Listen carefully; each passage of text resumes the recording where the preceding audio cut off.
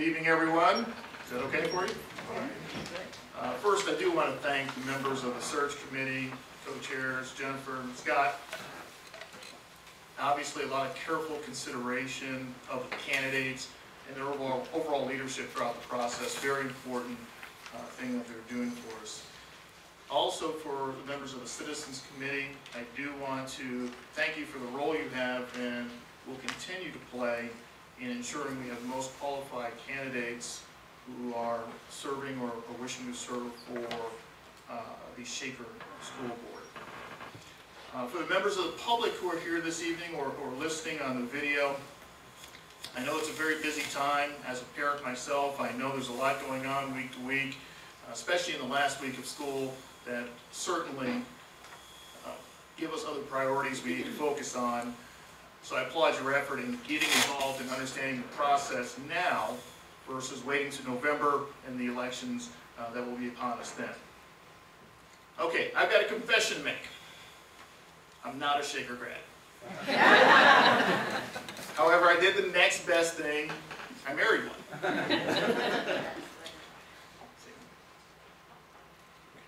So Jennifer is in the back actually there, and she's happy to join. And quite honestly, though, it gave me an opportunity many years ago at the University of Pennsylvania when we first met to get a flavor of what Shaker produced. And I was always impressed with the caliber, the quality, and she even helped me quite a bit with some of my studies, so that was wonderful. But beyond that, throughout the years, there were great stories that were shared not only by her, but by other Shaker students who had the chance to go through. So I was very genuinely impressed with the quality of students that the system produced. After undergrad, I want to just give a bit of my background. I worked for Procter & Gamble down in Cincinnati, building sourcing strategies and working on effective relationships with very disparate peoples. They're manufacturing folks, folks located around the world with various global functions, basically breaking down silos. So, after several years though, I felt I needed a new challenge. Left Procter & Gamble and meandered up to Boston actually to pursue my MBA at Harvard. 10 years ago this month, Jennifer and I moved moved to Shaker and purchased a home on Warrington Road. And frankly, I think I had a losing battle. No matter what the answer was going to be in terms of Cleveland, it was going to be Shaker. So thank you for that. That was an excellent choice, and I do agree. I did work in management consulting for a while and helped companies develop winning strategies, whether it was for a variety of situations and scenarios for their companies. Now I'm at Progressive, and I lead a group there who work very hard to improve customer experiences for millions and millions of people. Very directly though, Jennifer and I have two children, a rising 6th grader over at Woodbury, and a very smart 3rd grader, or soon to be 3rd grader, over at Boulevard. So they're both eager, they've both been in the system since kindergarten, and we've had a chance to grow up with them, not only as children, but as students in the Shaker system. Now, the Shaker system does have a long and storied past of successes in educating our young. Many have won awards, many have moved on to prestigious institutes of higher learning and established professions. We've all heard those stories. Those are wonderful things, and we do applaud them, and we want more of them.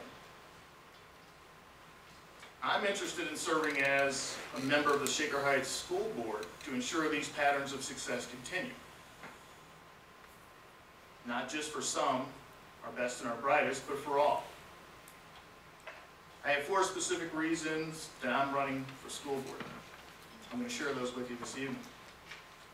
First, I have first-hand vantage point on our schools, not only as a parent, but because I've served as an officer for the last 3 years for the PTO, 2 years as treasurer for Boulevard, and most recently I just finished my term as Vice President of Financial Management for the overall Shaker Heights PTO.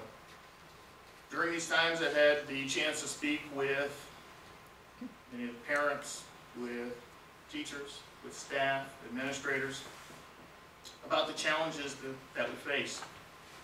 These do range from closing the achievement gap, parent involvement, integration of the International Baccalaureate program, and just delivering more effective communication throughout the broader community as to what we're able to accomplish, or what we are accomplishing in the Shaker school system. Second, while considering the options for where I could be most useful to the community and what my skill set would match against, running for a school board for me was the obvious answer. My professional background is in strategy, development, deployment, and measurement. As we launch the implementation of the strategic plan, I see a clear time between my strengths, my desire to contribute to the community, and inherently I'm a numbers guy, looking at the qualitative as well as the quantitative to inform solid and supportable decisions. I think this is a skill set that's vital for a school board member, especially a school board member right now in Shaker Heights. Third, the upcoming leadership changes that some have alluded to is upon us. We're at a crucial time in our history. We will be electing and selecting a new superintendent soon. I see myself joining the board to help guide this very tough and important task, and I'm going to ask tough questions. I may create opposing views, but my objective is to make sure our decisions are well thought out and understood by the broader community. In my career, I have evaluated talent versus organizational needs, much like we're going to need to do here soon. Finally, I believe in transparency and helping the community understand that hard choices are being made to spend their tax dollars effectively. There's an opportunity for all of us with the upcoming centennial and other affairs to showcase the great work of our students, teachers, and administration. I want to lead efforts to reduce the barriers that are there to understand, or that are helping to understand between the good work that is going on in the schools and throughout the community. So in conclusion, let me reiterate the 4 points again.